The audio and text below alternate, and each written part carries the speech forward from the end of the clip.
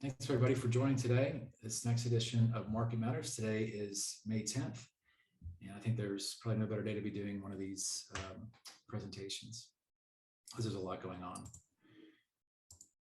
Of course, this is going to be a bit of a difficult section to get through, but I just wanted to mention the passing of our dear friend and senior wealth advisor, Kevin Woods. He was battling for a long time with cancer, as many of you know. Some of you may not know, of course, who he was, but he was truly a dear friend of both Hank and myself, and grew to know many other folks in the firm very well. He was a great colleague. He was a great leader, and some of you may not know, but he was very instrumental in formalizing and putting in place the current financial planning system that we have almost every client on today. And it does feel a little difficult to want to have a meeting like this on a day that is so challenging for many of us. But we want to move forward because we know that there are a lot of unknowns, a lot of questions some people have. And just like Kevin, we wanted to be accessible, totally transparent, and maybe even crack a joke every now and then, as Kevin was wont to do. With that, let's turn it over to the agenda.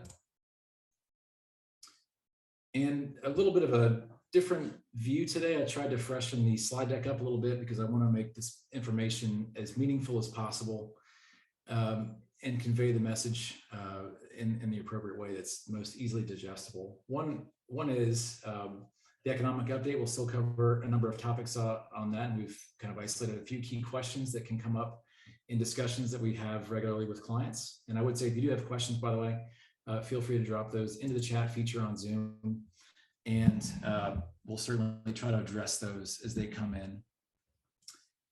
The other would be, of course, the investment outlook, and then kind of how that is impacted by the economic update. And then finally, we have been getting quite a few questions because there have been a number of articles being written both in Bloomberg as well as the Wall Street Journal relating to I-bonds. And I'll go into just very briefly what those are, how you can purchase them, and what our kind of thoughts on them are. So let's get started. Turning to the economic update, as I think the market volatility is suggesting, there's quite a bit of volatility in the underlying economy by and large. And that's clearly being seen here in the picture that you have in front of you. And what this shows is both 2021 gross domestic product, GDP, which is a measure for growth, and the current estimates for 2022. And 2022, the first quarter, we did receive a negative quarter, although that does seem to be influenced by a number of inventory issues that are maybe a little bit ephemeral. But I guess the good news is that the remainder, or the balance of 22, is projected to be pretty strong. So while we did have a bit of a surprise in Q1, I think most economists believe, us included, that we won't have another negative quarter in Q2, thus avoiding a recession. Later in the year, of course, can be a bit more challenging to predict given some of the variables that are at play. But I think that's our baseline for where we are right now. I did want to mention, though, that a lot of what's creating some of the volatility in the markets is the Federal Reserve and global central banks in general. And they are creating this volatility because I think the interest rate path is really much up for question right now. And what you see on the screen right here is the two-year Treasury note. The two-year Treasury note, historically, and the reason why I have this on the screen, is typically tracks the federal funds rate, which is actually the rate that the Federal Reserve controls. It tracks that rate pretty tightly over time. Very rarely is it the case that there is a big divergence between these two rates, because short-term rates, which the two-year rate is ostensibly, should track pretty closely what other short-term rates are doing, meaning the federal funds rate. And the difference this time around, though, is that the bond market is actually responding much more aggressively to what they think is going to be additional interest rate policy versus where we currently are. So where we currently are right now is right at the 1% level after this past week's Federal Reserve meeting. The Fed raised interest rates again for the second time this year, another 50 basis points, or 0.5%, to a rate of between 0.75 and 1. So we're right about here. And what you'll notice in the chart right now is that that the market is expecting the Fed to get all the way up to 2.6% at some time in the next, call it 6 to 12 months. And our opinion on this is that a lot of it will be dependent on where inflation goes, but by and large, I don't think that the Fed's going to get there because they are data dependent, which is important to keep in mind. And if they raise the interest rate too aggressively, that could tip the US economy or create a serious dislocation in asset markets, which is not necessarily what they're intending to do. They're just trying to slow the rate of growth, which by extension is meant to cool off inflation, which is currently running at 8.5%. And our base case, of course, is that inflation cannot stay here for a number of reasons at 8.5% annualized because of the base effect, but that inflation will likely start to taper off towards the middle of the year, and then maybe down into a more neutral trend rate of somewhere between 3 and 4. But certainly we're not going back to the days of 2 to 3. Interesting dynamics in the commodity markets right now. And as you may be aware, we track these things pretty closely because commodities are very sensitive to changes in economic growth. And so it's important to pay attention to what they're telling us because they are kind of a real-time assessment of economic growth and demand. And what's interesting is that whereas up and through March, the commodity markets were telling a pretty similar story, and by that I mean the energy commodities, agricultural commodities, and the base metal commodities, things like copper, zinc, magnesium, things of that nature, are telling really two different stories right now. So one story, of course, is the energy markets continue to reflect a very tight energy market, where there's talks of European countries boycotting Russian energy, and new discoveries are at really all-time low at the moment for new sources of liquids globally. But then on the other side, you have kind of a tapering off, if you will, of both agricultural but also base metal commodities, and that is a little perplexing if you've got a pretty solid rate of growth underpinning the economy. You would expect base metals in particular to be rising, but they are kind of chopping around really back almost to the level they started at in 2022. So really the commodity markets are now bifurcating pretty dramatically, and I think that's sending some mixed signals. But I do think one thing that does have a way of stopping expansions is high commodity prices, and I think we're maybe starting to see the front edge of what consumers are willing to tolerate for commodity prices, maybe outside of energy. Energy is one of those weird ones that we haven't really yet hit the pain point quite yet, in my opinion. And then going back to the thoughts on inflation, I think this is a great slide because it really does tell the story of what is happening. And I presented this, I believe, in January of this year, because it was the key variable, still is the key variable for any financial asset right now that's tradable or even in the private markets. And what you can see is, from 1970 to 2021, November of 21, the various rates of inflation on the bottom, and then on the top are returns of both the equity market, meaning the S&P, and during those time periods, and the bond market during those time periods. And what you'll notice, of course, we're at 8.5 rate. That would put us in this upper quintile box right here, which indicates, of course, that during these time periods, asset prices are down. But then once we get, trail off maybe into a more modest rate below 6%, which, as I mentioned, would be our base case going into the back half of this year, that we start to have a performance improvement. So that really is, I think, framing some of where we're thinking markets can go, and that is as inflation starts to taper off, maybe we get another 8%-ish print here in April, but going into May, June, and summer months would likely start to taper off, really because of the base effect. So it's really important to keep this in mind, and this is something we're watching very closely. So with that as the economic backdrop, it's kind of a mixed bag. What does that mean from an investment perspective? And as you can see here, we have our investment ratings reflected, I think, up to date, the investment committee view. You can see where we were back in Q1 of 22 and where we are now. Current view is the dark blue diamonds.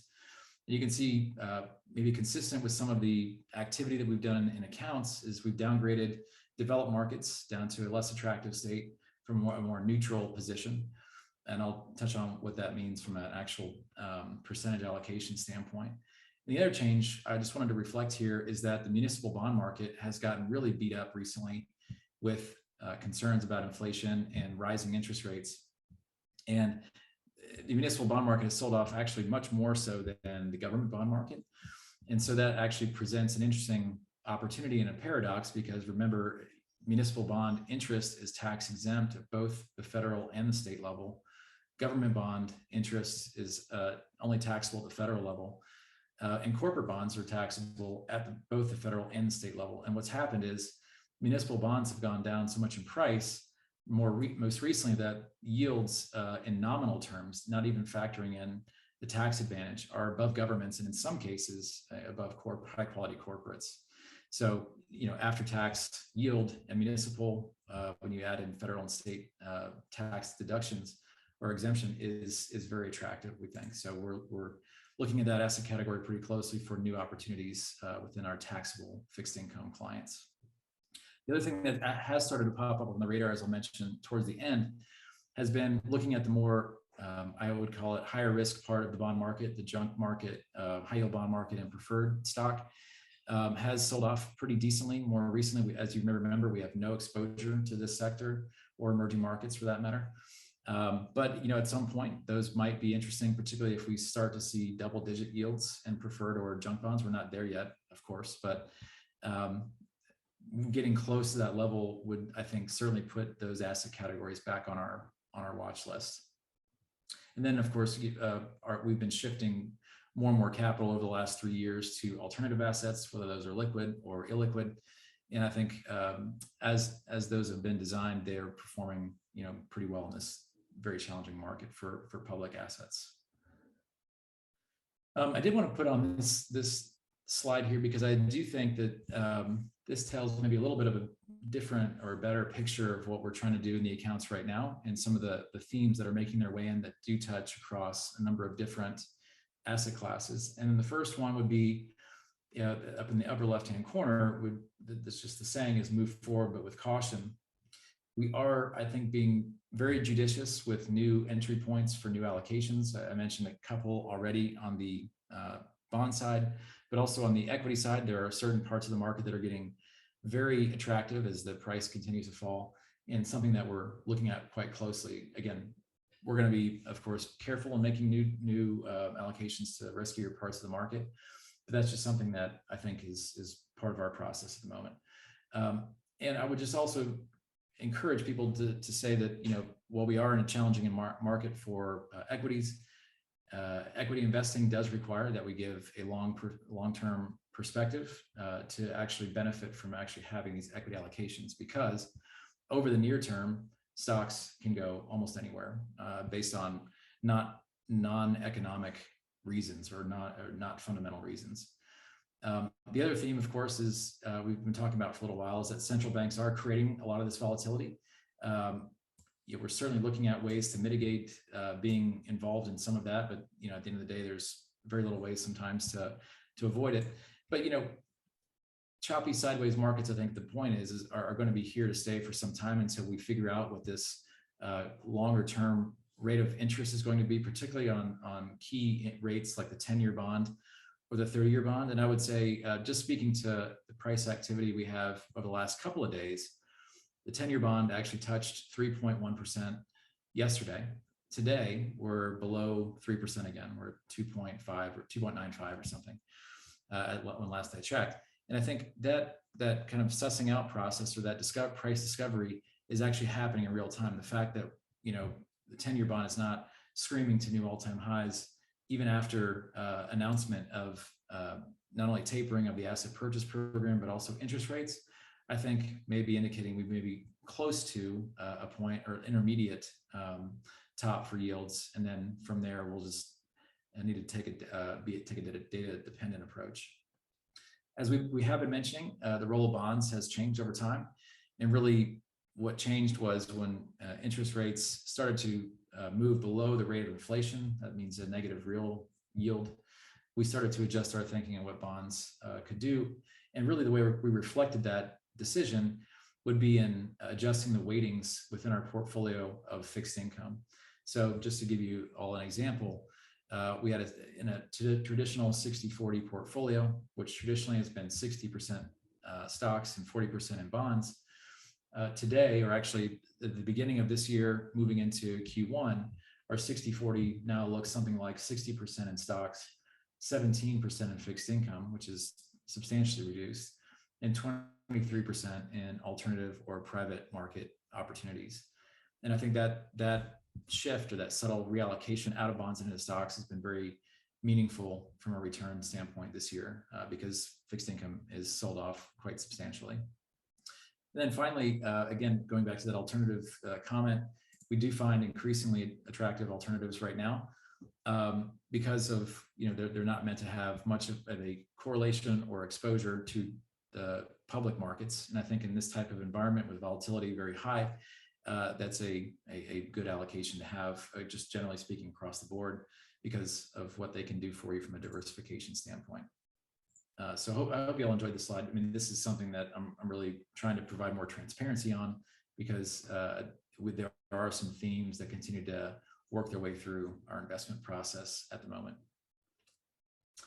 And I just wanted to highlight here, this is a summary of our investment committee changes. Now, of course, depending on when you became a client, will frame, how much of these decisions you're able to benefit from.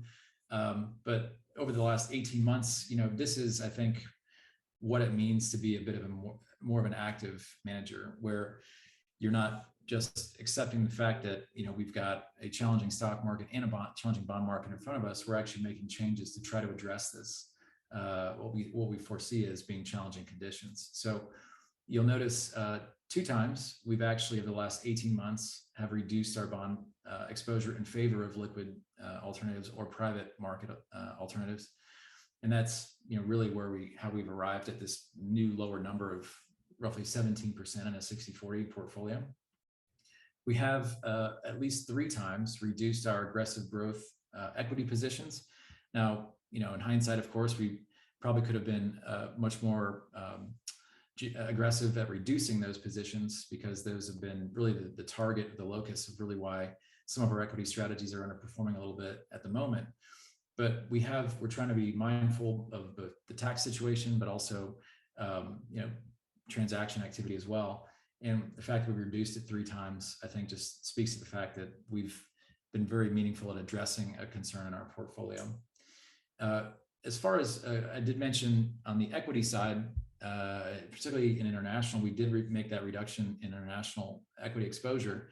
And what that means is, starting in January, we eliminated our emerging market equity strategy. That was our very small position, really a starter position, on the fear that there may be some more problems relating to Eastern Europe. And of course, who would have guessed that it would have turned into a full-blown war by March, or by late February? But we made that reduction in advance of that dislocation.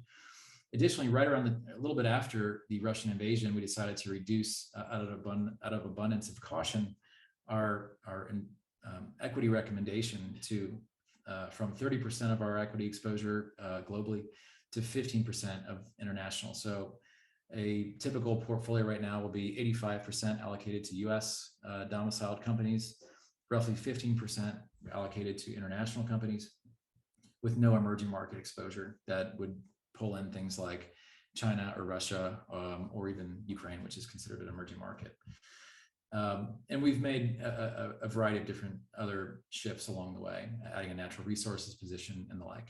But I just wanted to kind of lay this out, because I know there's lots of trading activity in the accounts right now. And, I think one thing to consider is that as asset prices are changing very rapidly, that does present new opportunities along the way. So that does account for some of the repositioning we've been doing more recently. This slide is something that I've touched on every now and then, but I do think it's important. This is over the last 42-year slide, shows equity returns annually over the last 42 years. So the gray bars are the yearly return for the S&P. So you can see here the last one, 2021, was plus 27.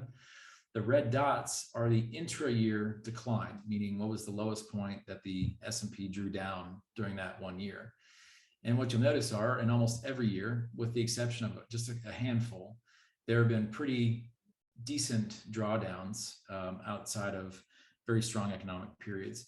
And interestingly enough, the average drawdown during those periods, and this is data as of April 30th, the market's down a little bit more since this time, but the average drawdown over the last 42 years has been right at 14%, which is, as of April 30th, exactly where we were at that time.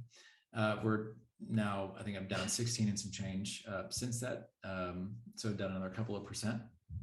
But I guess my point is, what we've experienced so far, while it's been very visceral, very choppy, and very uncomfortable, is really an average decline in any given year for the market.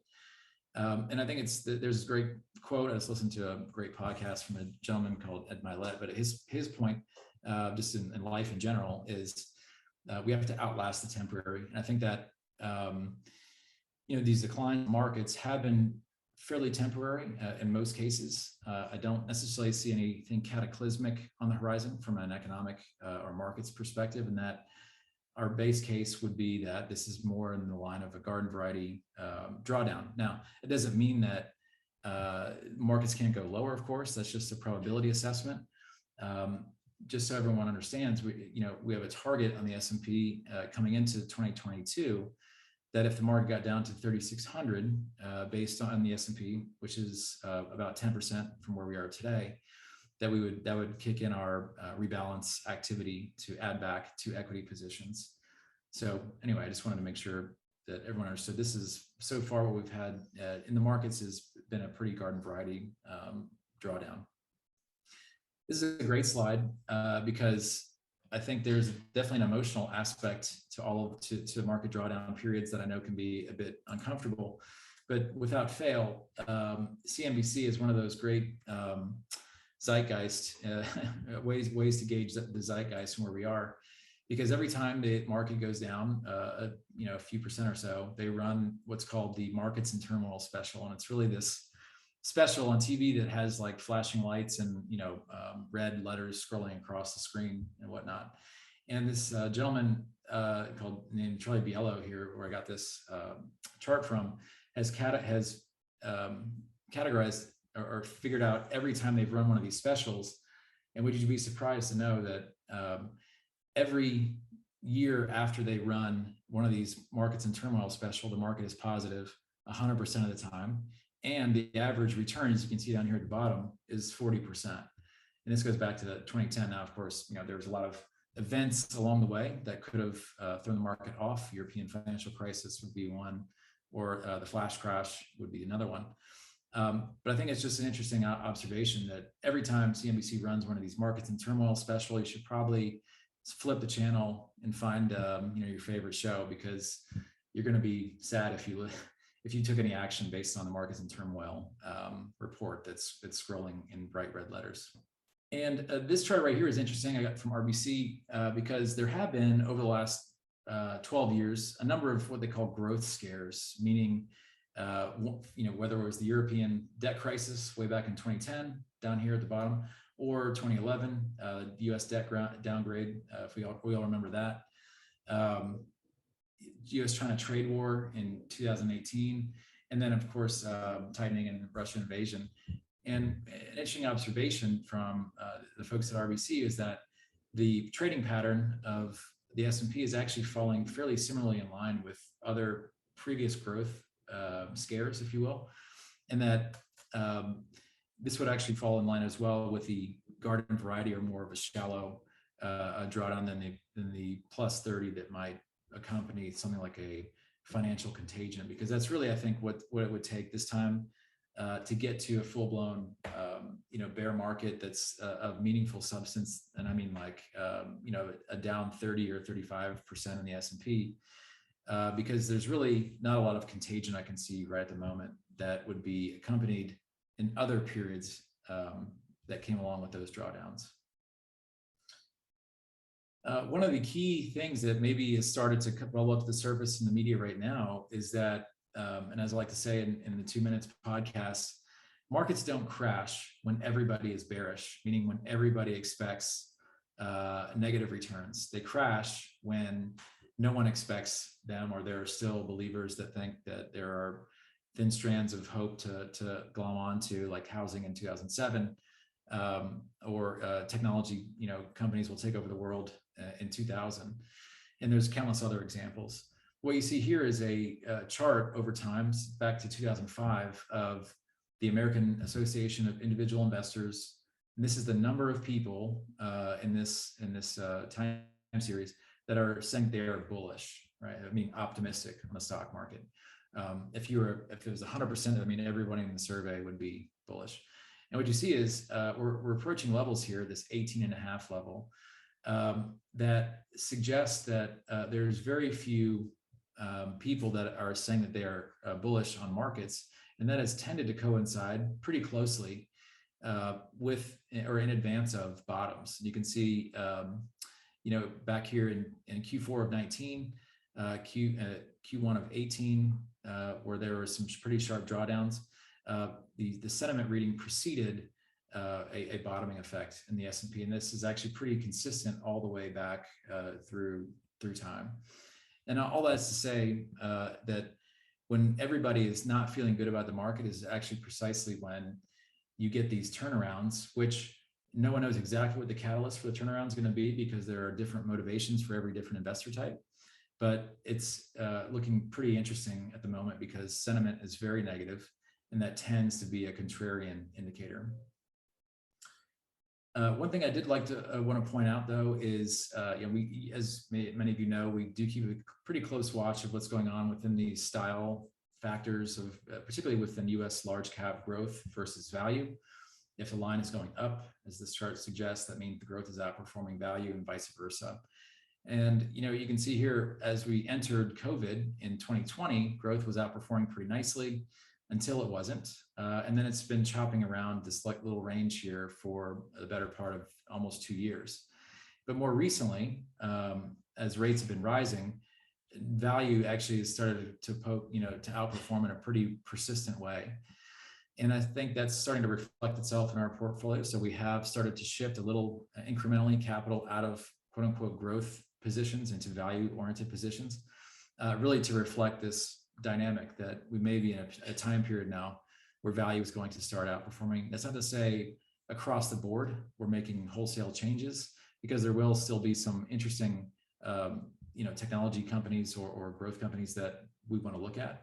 But by and large, there does appear to be a value bias at the moment. We're starting to reflect that in our portfolio. Another interesting sentiment reading here is the number of companies that are trading above their long-term average or 200-day moving average. And what you can see here is in the Nasdaq in particular, because this is kind of the proxy, I think, for high growth companies, you can see we're approaching these levels again, similar to the AAII index, where only 14% of companies in the Nasdaq right now are trading above their 200-day moving average. Actually, this was done on May 5th.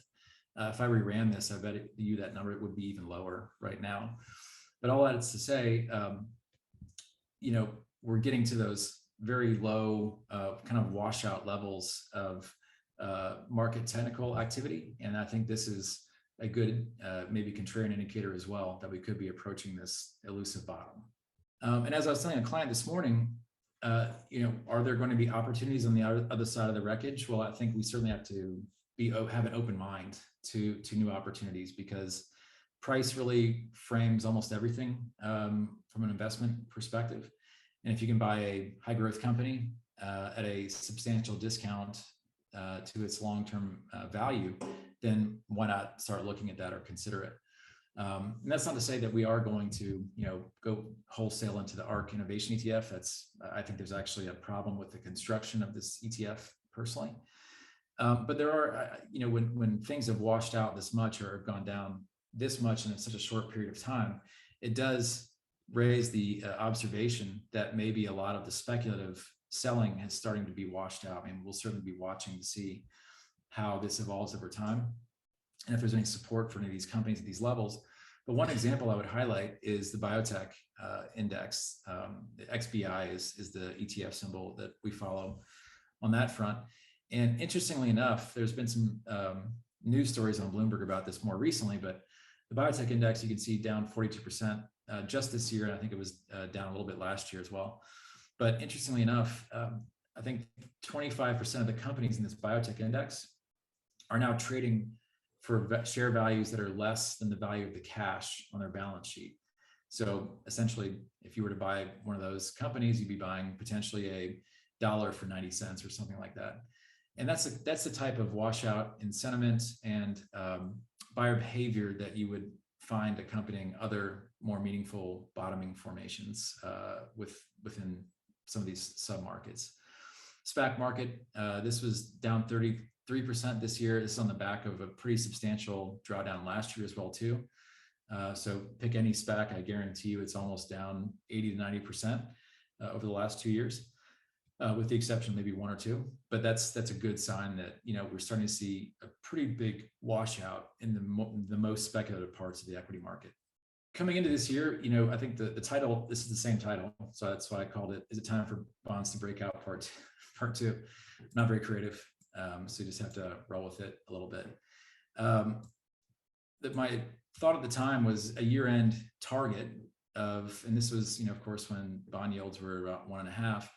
Was that we could settle into some trading range within the 10-year bond of somewhere between 2.5% and 3%. When I ran this chart, it was 305, so we're a little bit above that, but now back below it. And I still think that might be a decent nearer term level to have in mind, because I think what's important to note here is that it's not so much the rate of the 10-year bond or the 2-year bond or the 30-year bond, because the economy dealt just fine with 3-year bonds in 2014 on the 10-year. That was no problem, and in 2018.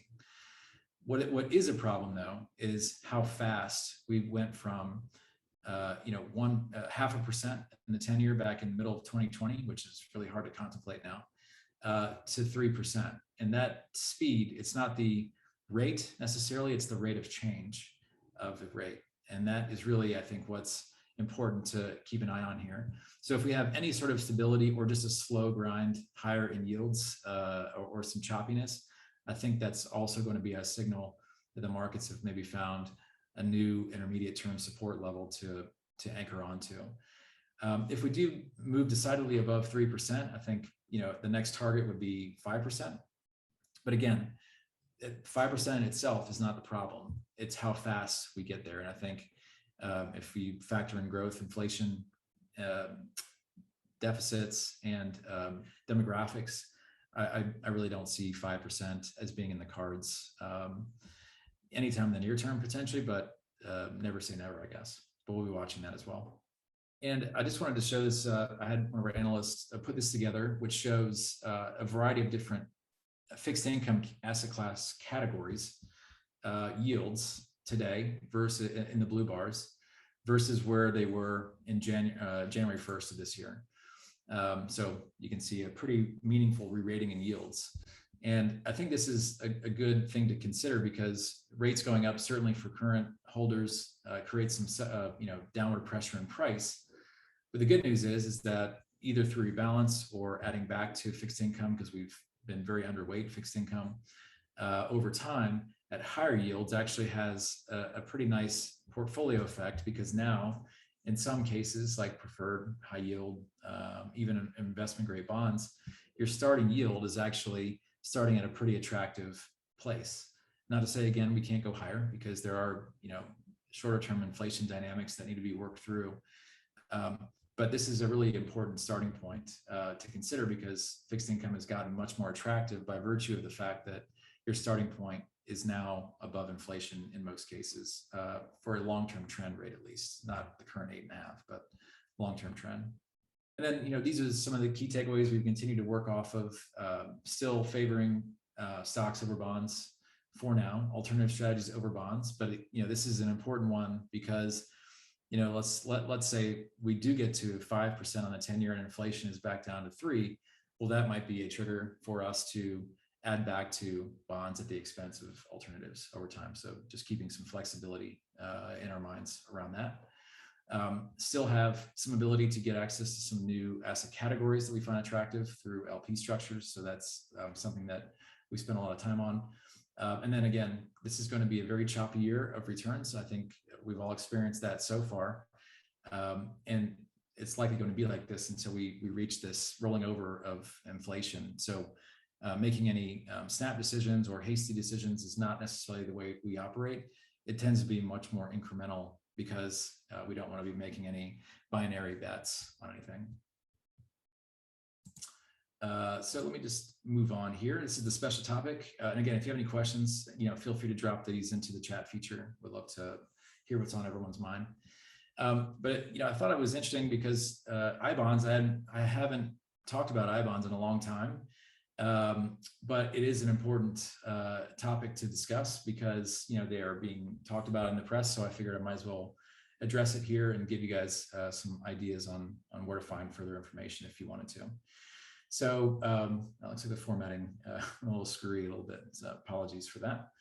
But I-bonds are one of these really unique and rare parts of the government bond market that are issued directly to underlying consumers. So these are not bonds that can be purchased by corporations or institutions because of the features of the bond themselves. The unique feature of these is that they are the coupon payment is directly correlated or directly tied to the U.S. Consumer Price Index. This rate is adjusted every 6 months. So believe it or not, with inflation at 8.5%, the yield on the current I-bonds, if you were to buy them today, is 9.62, which it's very, very difficult to find bond investments that directly correlate to inflation.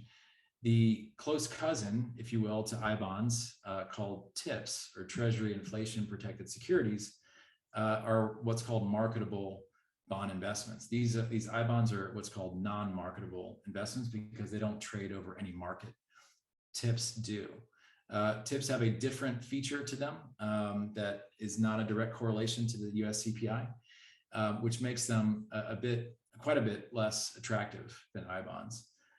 How do you purchase them? Well, like I said, you have to purchase them directly through the US Treasury.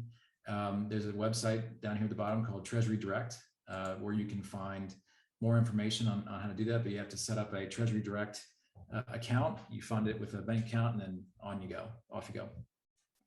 But again, these don't trade over an exchange because they are non-marketable securities. It's kind of like a CD that you take out of the bank is another way to think about that. One question I've had from clients is, can Gratus invest in I-bonds? Believe me, if we had the ability to, we would be buying these or have bought these hand over fist as soon as I got to Gratus, because they are a pretty good opportunity for individuals. Unfortunately, because these are all individual accounts that you must set up directly with the Treasury, we can't enact any purchases of I-bonds on your behalf. It's just not something that we can do.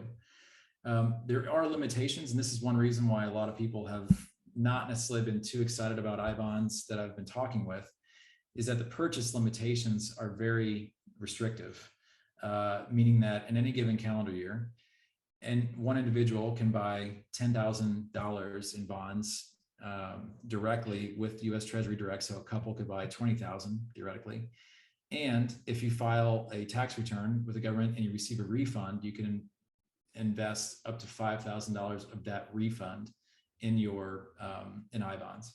So total, for married filing jointly, you could theoretically buy up to $25,000 a year of I-bonds. There are some provisions, however, with I-bonds. One is that they cannot be redeemed without a penalty unless you hold them for a minimum of 5 years.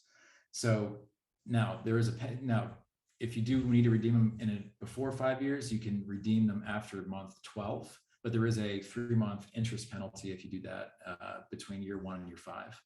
So, there's nothing, there's always, limitations to investment opportunities. This is clearly one of them, is the purchase quantity and redemption features. But, for a small investment, these are not a bad option at all, because it's one of the few investments that actually will give you a direct or will help maintain purchasing power as it relates to the U.S. Consumer Price Index. I understand there are some clients that are not happy with the U.S. CPI as the inflation gauge, but that is another topic entirely, so we won't go down that rabbit hole per se. But it's a really unique bond instrument that's getting a lot of attention in the media, and I feel like we wanted to just address it just to make sure you were aware of some of these opportunities that are being talked about in the media. Okay, well, I do appreciate you taking the time out of your day to spend with us today on Market Matters, and we look forward to speaking with you again at some time in the near future.